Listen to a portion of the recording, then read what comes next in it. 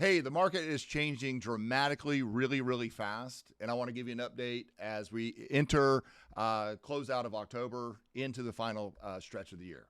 Hey, I'm Marcus Van Zandt, broker and owner of Marcus and Company Realty, and I appreciate you joining me today and watching this video. I want to kind of give an update today on where we're at, and I try to do this at least once a month. And, last month I gave some information and I said, hey, things are changing. Well, here this month we've seen some new stuff, and what has happened is interest rates are even going up higher than they were last month. I saw an article that came out of Zillow, and actually they had sent me a market update from, I think it was a couple weeks ago, and they gave it through September, and they were talking about interest rates in the 7s, and I'm like, well, we're seeing them now in the 8s. So the reality is what's occurring with that is it's causing a massive demand issue. Now, why are interest rates sitting there doing that? And that has everything to do with those sailors out of Washington, D.C., those drunken sailors at this point with their deficit spending. And we're seeing so much of that the inflationary pressures are hitting us. And so the only way to try to keep that down, which they're not doing a great job of, is bringing the interest rates up, right? They keep talking about inflation at 7, 10%, all that kind of stuff. But you and I know, going to the grocery stores or anywhere else, if you look at your bill from 3 years ago to today, heck, a little package of ramen noodles is 2 to 3 times higher than it was. And so we're seeing pressures at 75 and 100% on some pricing. And so we're also seeing many supply issues still. And what does that mean for the real estate industry? Well, we have seen a dramatic drop in our sales, and we're down to about 2010 sales unit levels. Well, what does that mean? Well, that was a great recession. I started my company in 2009. We did a lot of short sales then and all that. Now, am I worried about short sales? No.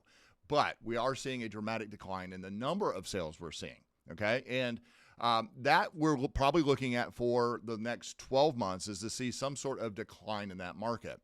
Now, is it woe is me? Is that the end of it all and might as well just take out the market? No. If you're a seller, you have to price accordingly. Now, people want to maybe wait this market out, right? We've seen this probably in especially in 2021 and 22. We saw a lot of people saying, I'm going to wait on the market. I don't want to get out there and multiple bid and do all that kind of stuff and do all that crazy stuff. Well, how'd that work out for you? Because quite frankly, the prices are a lot higher than they were then. So a lot of folks are doing the same thing. I'm going to wait it out. Well, what are you going to wait for? We do expect in 2025 to see more growth. I think everybody's kind of prepping for some better times in 2025. We're hoping that the interest rates will come down by then into the 5s. That would be great. Heck, at this point, I'll take the 6s, right? We all probably would. But if we wait for that and you say, okay, well, then at that point, prices will come up, right? If we do expect that there's some price adjustments this year, prices come up in 2025. So I think the natural kind of thing would be to say, hey, let's hold off and let's wait for 2025 when the prices come back up. But what are they going to come up from? You see, we're right now, and I always tell sellers, listen, your price range is right here. You have a range of price. There's no X for your property. It's what somebody's willing to pay within the price of the range, right? It's what the market conditions will bear. And if we see some sliding in the pricing and it goes down, well, in 2025, it just might come back to where it currently is. So waiting is not a good thing in real estate. Sometimes it can be a bad thing. And so if you're holding off all your plans just to wait for 2025, you may miss out on a great buying opportunity somewhere else or doing something else with that time. So it is a good time to get aggressive. We're seeing a lot of price reductions. We're seeing a growth of listings and things like that. From a buyer standpoint, affordability is becoming very hard unless you go to rent, and it's even worse.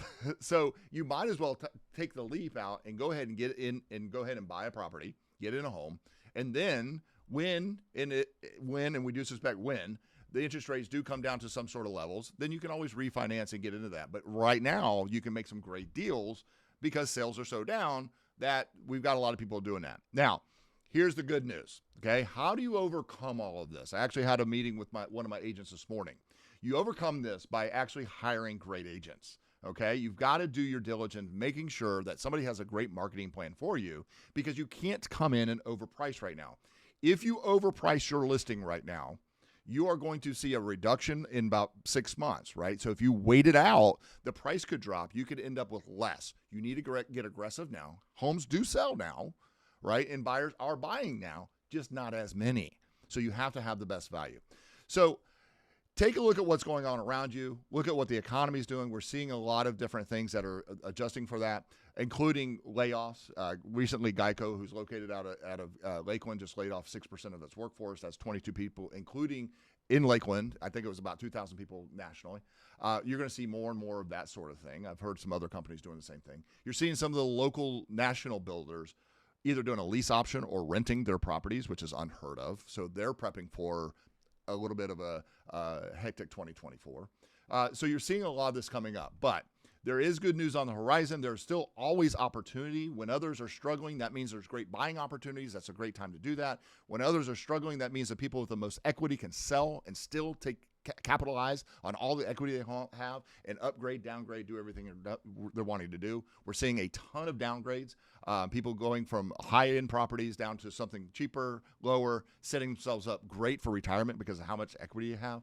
There's a lot of positive things happening. At the same time, we have to overcome what we all see in the economy.